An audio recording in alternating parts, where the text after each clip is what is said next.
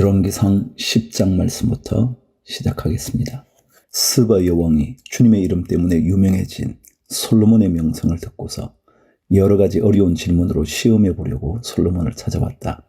여왕은 수많은 수행원을 데리고 또 여러 가지 향료와 많은 금과 보석을 낙타에 싣고 예루살렘으로 왔다. 그는 솔로몬에게 이르러서 마음속에 품고 있던 온갖 것을 다 물어보았다. 솔로몬은 여왕이 묻는 온갖 물음에 척척 대답하였다. 솔로몬이 몰라서 여왕에게 대답하지 못한 것은 하나도 없었다. 스바의 여왕은 솔로몬이 온갖 지혜를 갖추고 있는 것을 확인하고 또 그가 지은 궁전을 두루 살펴보고 또 왕의 식탁에다가 차려놓은 요리와 신하들이 둘러 앉은 모습과 그의 관리들이 일하는 모습과 그들이 입은 제복과 술잔을 받들어 올리는 시종들과 주님의 성전에서 드리는 번제물을 보고 넋을 잃었다. 여왕이 왕에게 말하였다.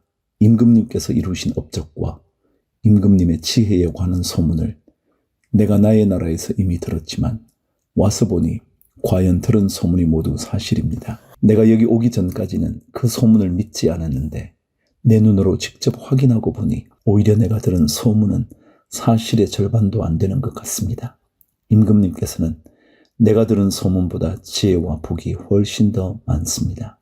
임금님의 백성은 참으로 행복한 사람들입니다. 임금님 앞에 서서 늘 임금님의 지혜를 배우는 임금님의 신하들 또한 참으로 행복하다고 하지 아니할 수 없습니다. 임금님의 주 하나님께 찬양을 돌립니다. 하나님께서는 임금님을 좋아하셔서 임금님을 이스라엘을 다스리는 왕좌에 앉히셨습니다. 주님께서는 이스라엘을 영원히 사랑하셔서 임금님을 왕으로 삼으시고 공평과 정의로 다스리게 하셨습니다. 그런 다음에 여왕은 금 120달란트와 아주 많은 향료와 보석을 왕에게 선사하였다. 솔로몬 왕은 스바 여왕에게서 받은 것처럼 많은 향료를 어느 누구에게서도 다시는 더 받아본 일이 없다.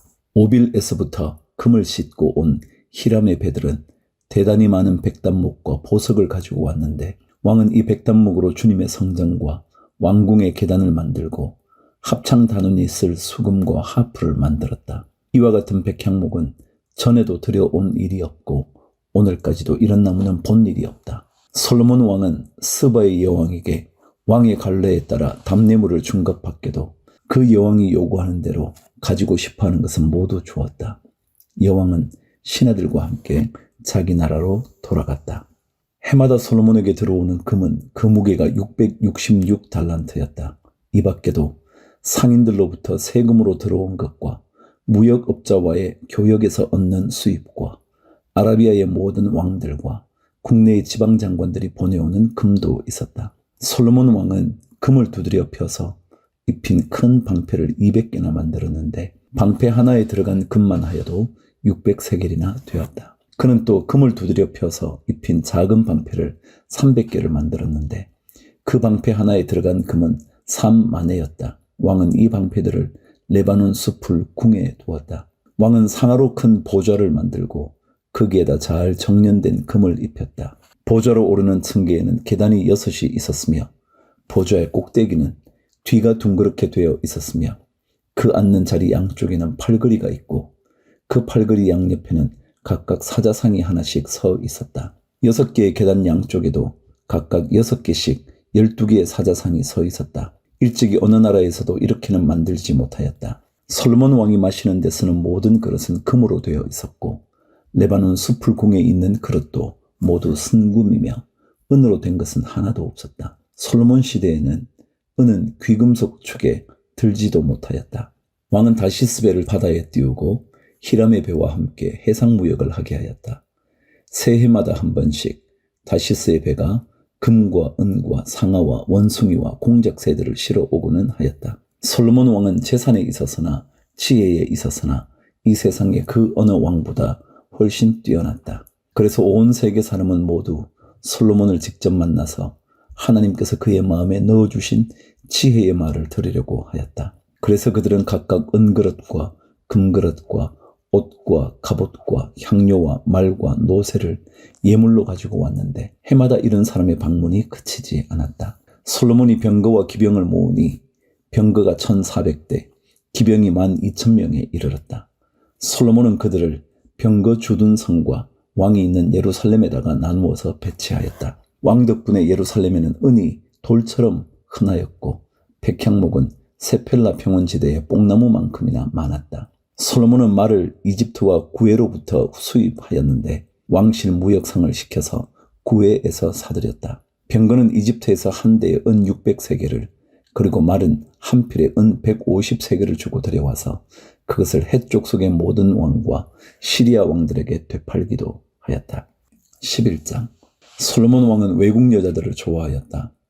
이집트의 바로의 딸 말고도 모압 사람과 암몬 사람과 에돔 사람과 시돈 사람과 헷 사람에게서 많은 외국 여자를 후궁으로 맞아들였다. 주님께서 일찍이 이 여러 민족을 두고 이스라엘 자손에게 경고하신 일이 있다. 너희는 그들과 결혼을 하고자 해서도 안 되고 그들이 청혼하여 오더라도 받아들여서는 안 된다. 분명히 그들은 너희의 마음을 그들이 믿는 신에게로 기울어지게 할 것이다 하고 말씀하셨다. 그런데도 솔로몬은 외국 여자들을 좋아하였으므로 마음을 돌리지 못하였다.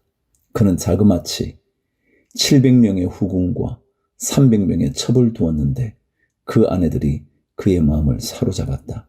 솔로몬이 늙으니 그 아내들이 솔로몬을 꾀어서 다른 신들을 따르게 하였다. 그래서 솔로몬은 자기의 주 하나님께 그의 아버지 다윗만큼은 완전하지 못하였다. 솔로몬이 시돈 사람의 여신 아스다롯과 암몬 사람의 우상 밀곰을 따라가서 주님 앞에서 악행을 하였다.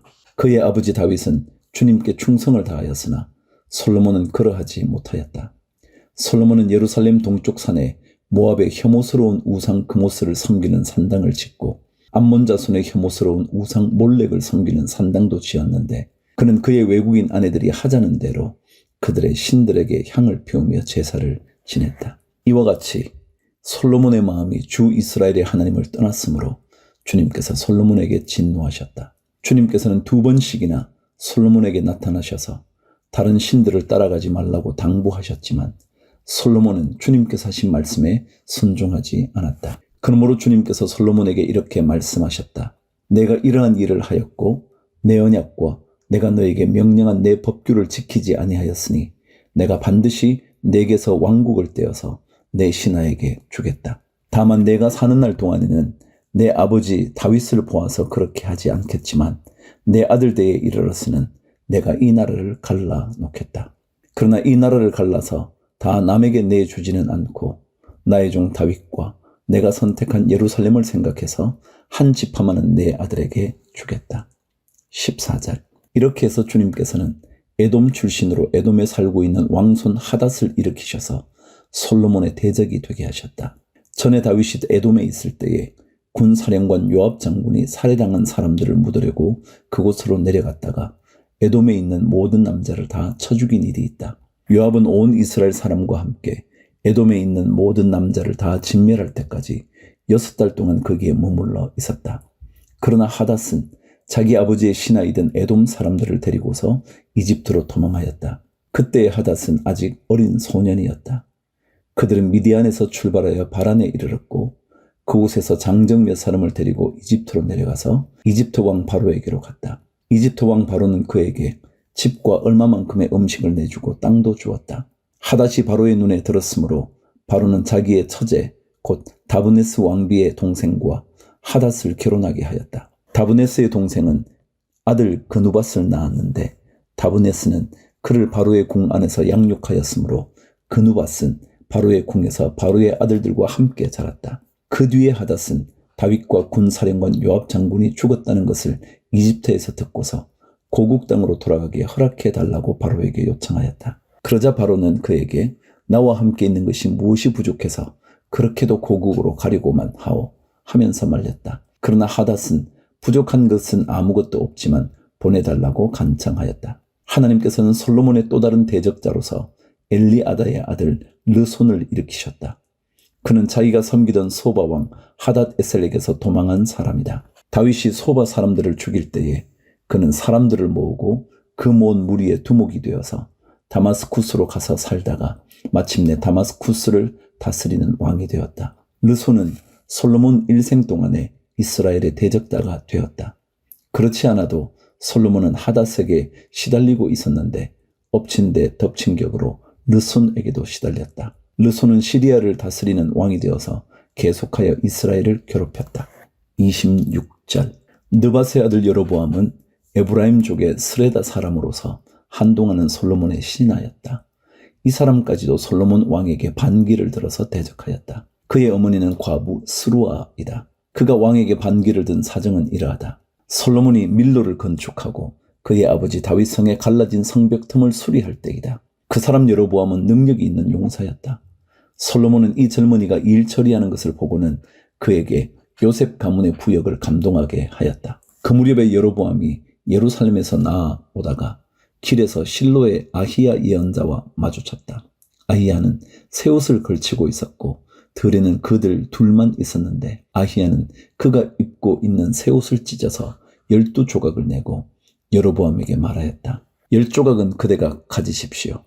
주 이스라엘의 하나님께서 그대에게 이렇게 말씀하셨습니다. 자, 내가 솔로몬의 왕국을 찢어서 10지파를 너에게 준다. 그리고 한 지파는 내 종 다윗을 생각해서 그리고 이스라엘의 모든 지파 가운데서 내가 선택한 성읍 예루살렘을 생각해서 솔로몬이 다스리도록 그대로 남겨둔다. 솔로몬은 나를 버리고 시돈 사람의 여신인 아스다롯과 모압의 신 그모스와 암몬 자손의 신 밀곰에게 절하며 그의 아버지 다윗과는 달리 내 앞에서 바르게 살지도 않고 법도와 율례를 지키지도 않았지만 내가 택한 나의 종 다윗이 내 명령과 법규를 지킨 것을 생각해서 솔로몬이 살아있는 동안에는 그 온 왕국을 그의 손에서 빼앗지 아니하고 그가 계속해서 통치하도록 할 것이다. 그렇지만 그의 아들대에 가서는 내가 그 나라를 빼앗아서 그 가운데서 10지파를 너에게 주고 한 지파는 솔로몬의 아들에게 주어서 다스리게 할 것이다. 그러면 그가 내 이름을 기리도록 내가 선택한 도성 예루살렘에서 다스릴 것이고 내 종 다윗에게 준 불씨가 꺼지지 않을 것이다. 여로보암아, 내가 너를 이스라엘의 왕으로 삼겠다.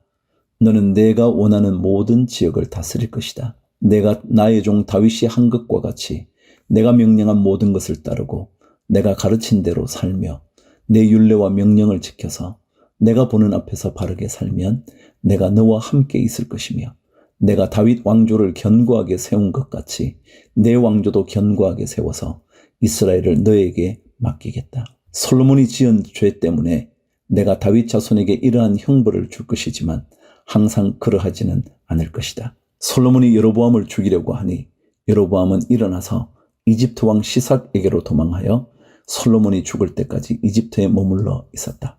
솔로몬의 나머지 행적과 그가 한 모든 일과 그의 지혜는 모두 솔로몬 왕의 실록에 기록되어 있다. 솔로몬은 예루살렘에서 40년 동안 온 이스라엘을 다스렸다. 솔로몬은 죽어서 그의 아버지 다윗의 성에 묻혔다. 그의 아들 르호보암이 그의 뒤를 이어 왕이 되었다. 12장.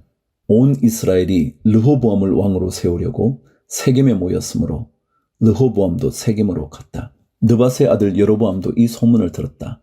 그때 그는 솔로몬 왕을 피하여 이집트로 가서 있었다.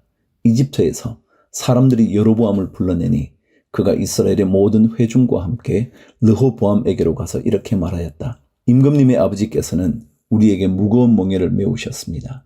이제 임금님께서는 임금님의 아버지께서 우리에게 지워주신 중노동과 그가 우리에게 메워주신 이 무거운 멍에를 가볍게 해 주십시오. 그러면 우리가 임금님을 섬기겠습니다. 르호보암이 그들에게 말하였다. 돌아갔다가 사흘 뒤에 나에게로 다시 오도록 하시오. 이 말을 듣고서 백성들은 돌아갔다. 르호보암 왕은 부왕 솔로몬이 살아있을 때에 부왕을 섬긴 원로들과 상의하였다. 이 백성에게 어떤 대답을 해야 할지 경들의 충고를 듣고 싶소. 그들은 르호보암에게 이렇게 대답하였다. 임금님께서 이 백성의 종이 되셔서 그들을 섬기려고 하시면 또 그들이 요구한 것을 들어주시겠다고 좋은 말로 대답해 주시면 이 백성은 평생 임금님의 종이 될 것입니다. 원로들이 이렇게 충고하였지만 그는 원로들의 충고를 무시하고 자기와 함께 자란 자기를 받드는 젊은 신하들과 의논하면서 그들에게 물었다. 백성들이 나에게 부왕께서 메워주신 멍에를 가볍게 하여 달라고 요청하고 있어. 이 백성에게 내가 어떤 말로 대답하여야 할지 그대들의 충고를 듣고 싶소. 왕과 함께 자란 젊은 신하들이 그에게 말하였다. 이 백성은 임금님의 아버지께서 그들에게 메우신 무거운 멍에를 가볍게 해달라고 임금님께 요청하였습니다. 그러나 임금님께서는 이 백성에게 이렇게 말씀하십시오. 내 새끼 손가락 하나가 내 아버지의 허리보다 굵다. 내 아버지가 너희에게 무거운 멍에를 메웠다. 그러나 나는 이제 너희에게 그것보다 더 무거운 멍에를 메우겠다. 내 아버지는 너희를 가죽 채찍으로 매질하였지만 나는 너희를 쇠 채찍으로 치겠다 하고 말씀하십시오. 왕이 백성에게 사흘 뒤에 다시 오라고 하였으므로 여로보암과 온 백성은 사흘째 되는 날에 르호보암 앞에 나왔다. 왕은 원로들의 충고는 무시하고 백성에게 가혹한 말로 대답하였다. 그는 젊은이들의 충고대로 백성에게 말하였다. 내 아버지가 당신들에게 무거운 멍에를 메웠소. 그러나 나는 이제 그것보다 더 무거운 멍에를 당신들에게 메우겠소. 내 아버지는 당신들을 가죽 채찍으로 매질하였지만 나는 당신들을 쇠 채찍으로 치겠소. 왕이 이렇게 백성의 요구를 들어주지 않은 것은 주님께서 일을 그렇게 뒤틀리게 하셨기 때문이다. 이것은 주님께서 실로 사람 아히야를 시켜서 느밧의 아들 여로보암에게 하신 말씀을 이루시려는 것이었다. 온 이스라엘은 왕이 자기들의 요구를 전혀 듣지 않는 것을 보고 왕에게 외쳤다. 우리가 다윗에게서 받을 몫이 무엇인가? 이새의 아들에게서는 받을 유산이 없다. 이스라엘아, 저마다 자기의 장막으로 돌아가라. 다윗아, 이제 너는 내 집안이나 돌보아라. 그런 다음에 이스라엘 백성은 저마다 자기의 장막으로 돌아갔다. 그러나 유다의 여러 성읍에 살고 있는 이스라엘 자손은 르호보암의 통치 아래에 남아 있었다. 르호보암 왕이 강제 노동 감독관 아도니람을 이스라엘 자손에게 보내니 온 이스라엘이 모여서 그를 돌로 쳐 죽였다. 그러자 르호보암 왕은 급히 수로에 올라서 예루살렘으로 도망하였다. 이렇게 이스라엘은 다윗 왕조에 반역하여서 오늘에 이르렀다. 이 무렵에 온 이스라엘 백성은 여로보암이 돌아왔다는 소식을 듣고서 사람을 보내어 그를 총회로 불러왔으며 그를 온 이스라엘 다스리는 왕으로 추대하였다. 그리하여 유다 지파만 제외하고는 어느 지파도 다윗 가문을 따르지 않았다. 21절 르호보암이 예루살렘에 이르러서 온 유다의 가문과 베냐민 지파의 동원령을 내려 정병 18만 명을 선발하였다. 그래서 이스라엘 가문과 싸워서 왕국을 다시 솔로몬의 아들 르호보암에게 돌리려고 하였다.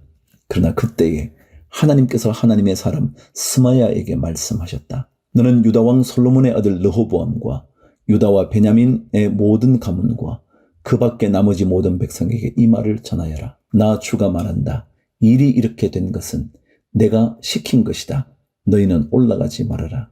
너희의 동족인 이스라엘 자손과 싸우지 말고 저마다 자기 집으로 돌아가거라. 그들은 이러한 주님의 말씀을 듣고 주님의 말씀에 순종하여 모두 귀향하였다.